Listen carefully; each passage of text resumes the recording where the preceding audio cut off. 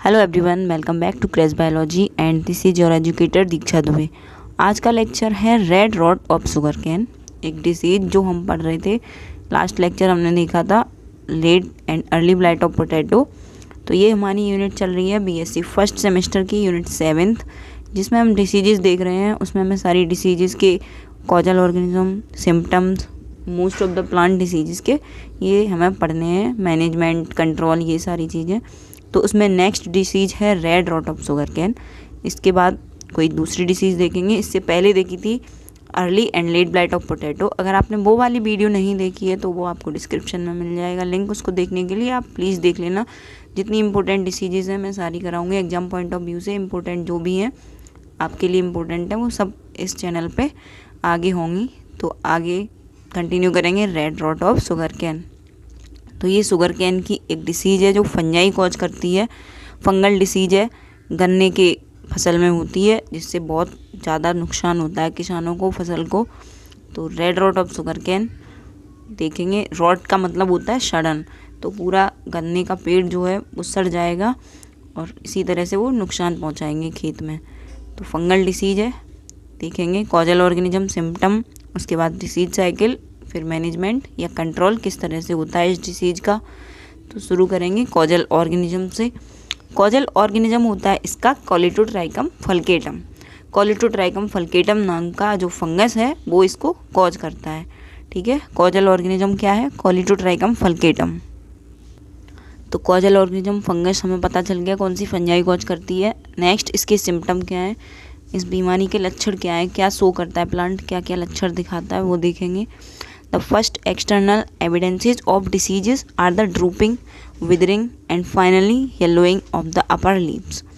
तो जो first external symptoms show करती है ये डिसीज, इसमें जो शो होते हैं, ड्रूपिंग होगी लीव्स पे, विदरिंग टूट जाएंगी और फाइनली येलो हो जाएंगी अपर लीव्स। जितनी भी ऊपर की लीव्स हैं उनमें ये सिम्टम हमें दिखाई देंगे। This is followed by a similar wilting of the entire crown and finally the entire plant shows indications of disease and dies. इसके बाद इसी तरह से पूरे जो क्राउन में विल्टिंग हो जाएगी। पूरा ऊपर का जो क्राउन होता है, अगर आपने देखा हो उसका प्लांट शुगर कैन का, तो उसमें इस तरह से ऐसे प्लांट होता है और ऊपर ऐसे क्राउन सा होता है, पूरी पत्तियाँ होती हैं। तो ये जो क्राउन है ये भी पूरा, इसमें भी विल्टिंग हो जाएगी और फिर इसी तरह से सारे सिम्टम दिखने लगेंगे और अल्टीमेटली प्लांट डाई कर जाएगा, मर जाएगा। ठीक है, तो ये इसके सिम्टम्स हैं। When not severe the eyes frequently die and blacken and the dead areas extend out from the nodes. जब सीवियर नहीं होती है ये डिसीज़, तो जो आईज होती हैं, जो नोट्स और इंटरनोट्स के बीच में आईज बोलते हैं उस पार्ट को, तो वो फ्रीक्वेंटली डाई हो जाता है, मर जाता है और ब्लैक होके जो डेड एरिया है वो नोट से बाहर चला जाता है। ये सिम्टम शो करती है ये डिसीज़। इसका डायग्राम मैं लगा दूंगी, आप देख लेना इसकी पिक्चर, आपको समझ में आ जाएगा किस तरह से इसके सिम्टम हैं। तो ये इस तरह के इसके सिम्टम्स समझ गए हम। Next disease cycle of red rot of sugarcane. इसके बाद डिसीज साइकिल क्या है, किस तरह से प्राइमरी इन्फेक्शन होता है, कैसे सेकेंडरी इन्फेक्शन होता है, ये सारी चीज़ें हम देखेंगे आगे। इतना समझ में आ गया होगा सिम्टम्स तक। Next the source of primary inoculum are the old fragmented stalks and leaves and other rubbish on which the fungus grows saprophytically and unknowingly. तो जब प्राइमरी सोर्स है वो क्या है, जो ओल्ड स्टॉक्स, फ्रेगमेंटेड, जो टूटे हुए स्टॉक्स हैं, जो पहले हो चुका है किसी भी लीफ में ये इन्फेक्शन या फिर किसी और पार्ट में, अगर वो डला रह जाएगा और फिर वो फंगस सेप्रोफिटिकली ग्रो करती रहेगी और जो किसान होगा उसको पता भी नहीं रहेगा, अननोइंगली वो ग्रो करती रहेगी। सेप्रोफिटिकली की मतलब उसी किसी पार्ट पे अपना फूड वहीं से लेती रहेगी, सेप्रोफाइट्स। फिर इसी तरह से प्राइमरी इनोकुलम हो जाएगा। उसके बाद unknowingly planted deceased stock during cultivation. तो जो किसान होगा उसको पता नहीं होगा और वो अननोइंगली लगा देगा जो डिसीज्ड स्टॉक्स होंगे कल्टीवेशन के दौरान। तो इस तरह से वो डिसीज प्राइमरी, उसका सोर्स ऑफ इन्फेक्शन डिसीज्ड जो स्टॉक है उनको लगाना होता है। Ratoon crops also serve as source of primary inoculum. जो रेटून क्रॉप्स होती है जो पूरा गन्ना है, इस तरह से गन्ने का प्लांट है, इसमें इस तरह से पार्ट होंगे, देखते होंगे आप। तो इनको जो काट के इस तरह से काटा, ऐसे काट के इनके टुकड़े करके इनको क्रॉप लगा दिया, ये रेटून्स कहलाते हैं, इनको रेटून्स बोलते हैं। तो ये रेटून क्रॉप होती है, उसमें वो प्राइमरी इनोकुलम का सोर्स होता है। अननोइंगली लगा देते हैं डिसीज्ड रेटून्स, तो इसी तरह से फिर इन्फेक्शन आगे बढ़ता चला जाता है। Opinions differ whether the fungus is direct strictly saprophytic और पैरासिटिक। तो इस वाली जो फंजाई है इसमें डिफरेंट ओपिनियंस हैं कि ये सेप्रोफिटिक होती है या पैरासिटिक होती है। सेप्रोफिटिक पैरासिटिक में डिफरेंस पता होगा आपको। सेप्रोफिटिक होती है ये डेड प्लांट से अपना फूड लेते हैं, पैरासिटिक होते हैं ये जिंदा रहने देते हैं प्लांट को या किसी भी जिस पे ये रहते हैं और उससे अपना फूड लेते हैं।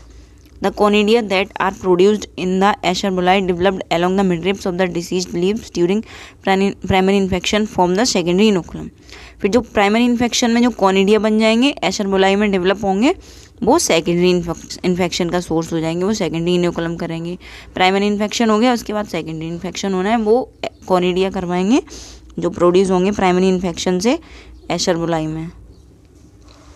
ये सारे ये जो वर्ड्स हैं कॉनिडिया, एशर बुलाई, ये आपको फंजाई की जब आप स्टडी करी होगी आपने तब आपको पढ़ने को मिले होंगे। They are disseminated by wind, rain, splashes, irrigation water and also by insects. ये डिसेमिनेटेड मतलब इनको ले जाया जाता है एक जगह से दूसरी जगह हवा के द्वारा और बारिश के द्वारा, इरिगेशन वाटर जो सिंचाई का पानी होता है उसके द्वारा, और इंसेक्ट्स के यानी कीड़ों के द्वारा भी ये एक जगह से दूसरी जगह जा सकती है fungi. The conidia germinate readily by the germ tube which on coming in contact with any hard surface, example soil particles or plant parts, forms approsorium from which the infection hypha is produced। तो जो conidia होती हैं secondary infection में वो germinate करती हैं germ tube के through जब वो किसी हार्ड सरफेस के कांटेक्ट में आती हैं, जैसे सॉइल पार्टिकल्स के या प्लांट पार्ट्स के, या फिर वो एप्रोसोरियम फॉर्म कर देंगी और इन्फेक्शन हाइपा प्रोड्यूस हो जाएंगे। फिर इसी तरह से सेकेंडरी इन्फेक्शन हो जाएगा। The pathogen may gain entrance through the nodes at the leaf scars through any kind of wound through root primordia and seed cuttings। जो पैथोजन होता है वो किस तरह से एंट्री ले सकता है लीफ स्कार्स में, नोड्स में, वो लीफ स्कार्स के थ्रू ले सकता है। जो स्कार्स होते हैं कहीं पे कोई हल्का सा कट लग गया या फिर कोई वूंड हो गया, कोई घाव टाइप का हो गया, मतलब थोड़ा भी कट लग गया तो वहाँ से वो एंट्री ले सकता है, या फिर रूट प्राइमोर्डिया से, रूट की स्टार्टिंग से और सीड कटिंग से भी पैथोजन अंदर आ सकता है। Next, the diseased canes are frequently found to be injured by insects. जो डिसीज्ड केन्स होते हैं, जो गन्ना होता है जो डिसीज्ड है, वो फ्रिक्वेंटली इंजर्ड दिखते हैं हमें इंसेक्ट्स के द्वारा, स्पेशली बोरर्स, डिफरेंट टाइप के इंसेक्ट उसको इंजर कर देते हैं फसल को, different types borers, and no doubt these wounds facilitate the entrance of fungus which in turn does much more damage than the insects. इसके बाद जो बोरर्स या इंसेक्ट्स हैं उन्होंने वुंड बना दिए, उसमें एंट्रेंस हो जाएगी उस फंजाई की और वो फैसिलिटेट कर देंगे एंट्री, और वही चीज़ ज़्यादा डैमेज करती है जो इंसेक्ट होते हैं उनसे। Red rot is not a root disease though roots are often infected by the fungus. जो रेड रॉट है वो रूट डिसीज नहीं है, लेकिन जो रूट्स हैं वो डिसीज उनमें हो जाती है फंगस के द्वारा, वो इन्फेक्टेड हो जाती हैं, लेकिन ये रूट डिसीज बिल्कुल नहीं है। इसकी डिसीज साइकिल देखते हैं। माइशीलियम है एक, ठीक है, उसने होस्ट प्लांट पे इन्फेक्शन किया, host infection through leaf scars, wound, root primordia, किसी भी तरह से उसने इन्फेक्ट कर दिया इनको इनमें से किसी एक तरीके से। उसके बाद इन्फेक्शन के बाद एशर बुलाई प्रोड्यूस हुई और फिर एशर बुलाई में कोनिडिया, और कोनिडिया से ये इतना एक्टिव फेज हो गया और एशर बुलाई से ही कोनिडिया फिर इसी में फिर से चली जाएंगी अगर, तो ये सेकेंडरी इन्फेक्शन हो जाएगा। यहाँ से ये प्राइमरी इन्फेक्शन था माइसीलियम से होस्ट इन्फेक्शन तक, ये सेकेंडरी साइकिल यहाँ, इसके बाद ये एक्टिव फेज हो गया, ठीक है। अब फसल अगले साल की हुई तो फिर जो डोरमेंट फेज आएगा उसमें ये कोनिडिया हैं, ये प्लांट डेब्रिस या डिसीज्ड स्टॉक में बनी रहेंगी, जो जिससे हम नई फसल लगाएंगे उसमें, या फिर प्लांट का जो कूड़ा कचड़ा बचा है, प्लांट डेड पार्ट्स बचे हैं उनमें बनी रह सकती हैं ये डोरमेंट कोनिडिया। डोरमेंट फेज में, डोरमेंट का मतलब होता है कि जब उनको अपनी जो चाहिए कंडीशन, वो कंडीशंस नहीं मिल रही हैं तो फिर उनको डोरमेंसी में चले जाएंगे वो, लेकिन जब कंडीशन मिल जाएंगी तो फिर से इन्फेक्शन कर देंगे। तो इसी तरह से यहाँ पे ये इसी डेब्रिस वगैरह में पड़ी रहेंगी कोनिडिया, इसके बाद वो माइसीलियम बन के फिर से प्राइमरी इन्फेक्शन, इसी तरह से डिसीज साइकिल चलती रहती है। तो ये है disease cycle of red rot of sugarcane. तो आप स्क्रीनशॉट लेते जाना और अच्छे से अपना कंप्लीट नोट्स बना के स्टडी करते जाना। अब नेक्स्ट लास्ट बचा है कंट्रोल या मैनेजमेंट, किस तरह से इस डिसीज की रोकथाम होती है वो हमें देखना है। Red rot of sugarcane is hard to control because the stock from which seeds are prepared has been largely affected from the time of planting and fungicides cannot reach the infected tissues inside of diseased seed sets। जो red rot of sugarcane है, जो sugar cane की red rot disease है, वो control करना बहुत मुश्किल होता है क्योंकि जो स्टॉक्स हैं जिनसे सीड प्रिपेयर हो रहा है वो बहुत लार्जली अफेक्टेड होते हैं जब प्लांटिंग होती है उनकी, और फंजीसाइड्स हैं वो इन्फेक्टेड टिश्यू तक नहीं पहुंच पाते हैं जो सीड सेट्स होते हैं उनमें। Therefore, careful selection of red rot free seed sets is recommended for the planting। इसीलिए इसके कंट्रोल के लिए जो सिलेक्शन है रेड रॉट फ्री सीड का वो हमें करना चाहिए। प्लांटिंग के लिए हमें बिना डिसीज के जो स्टॉक्स हैं उनको लगाना चाहिए। गन्ने की प्लांटिंग के लिए अच्छे फ्रेश स्टॉक्स ढूंढने चाहिए। तो एक इनका ये हो गया control measure. Next, seed should always be taken from disease free nurseries examined regularly by can protection staff. तो एक डिसिप्लिन वेल एग्जामिन्ड रेगुलरली, जहाँ पे एग्जामिनेशन होता रहता है उन केन्स का, वहाँ से हमें केन लेने चाहिए अपनी प्लांटिंग के लिए। नर्सरीज ऐसी होनी चाहिए जहाँ पे डिसीज फ्री मिलते होंगे हमें canes. Where facilities are available for hot water treatment of seeds, they can be utilized for controlling red rot of seed। treat in water at 50 degree Celsius for 2 hours। Facilities अगर available हैं hot water treatment के लिए seed के, तो वो करना चाहिए हमें, उससे रेड रॉट फ्री हो सकती हैं। ये जो सीड है जो हम लगाएंगे उसको अगर हम ट्रीट करेंगे 50 डिग्री सेल्सियस पे 2 घंटे के लिए, तो वो डिसीज फ्री हो सकते हैं, फिर हम उनको प्लांट कर सकते हैं अच्छे से। Treating seed with fungicides like Aretan 0.25% is often effective.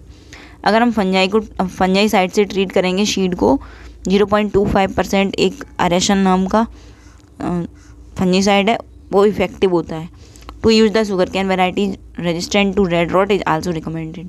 और जो ऐसी वेराइटीज़ शुगर कैन की हैं जो रेड रॉट डिसीज को के रेजिस्टेंट वेराइटीज़ हैं, उनको यूज़ करना चाहिए। तो वो कुछ वेराइटीज़ हैं जैसे CO 975, 1148, 1158, 1336 एंड 6611। इसके अलावा एक और इसकी वैरायटी है COS 561, 574। इसके अलावा BO3 1047। ये कुछ वेराइटीज़ हैं जो कि शुगर कैन की रेजिस्टेंट वेराइटीज़ हैं red rot of sugarcane के लिए। तो ये हो गए कंट्रोल मेजर्स। इसके अलावा हमने डिसीज साइकिल देखी और सिम्टम्स, कॉजल ऑर्गेनिज्म और कंट्रोल या मैनेजमेंट लास्ट में। तो ये हो गई एक disease red rot of sugarcane. ये आपको समझ में आ गई होगी, इसके आप नोट्स बना लेना। इसके अलावा जो पहले वाला लेक्चर था जिसमें हमने देखा था early and let blight of potato, वो भी इम्पोर्टेंट डिसीज है, प्लांट्स की फंगल डिसीज है, वो भी आप कंप्लीट कर लेना। अब नेक्स्ट लेक्चर में हम देखेंगे सिट्रस कैंकर, जो कि एक बैक्टीरियल डिसीज है, वो सिट्रस प्लांट्स में होती है, उसको भी कंप्लीट करेंगे अच्छे से। तो आज के लेक्चर में इतना ही, आप अच्छे से नोट्स बना लेना। अगर कोई डाउट है तो कमेंट ज़रूर करना। Thanks for watching. Please like, share, subscribe.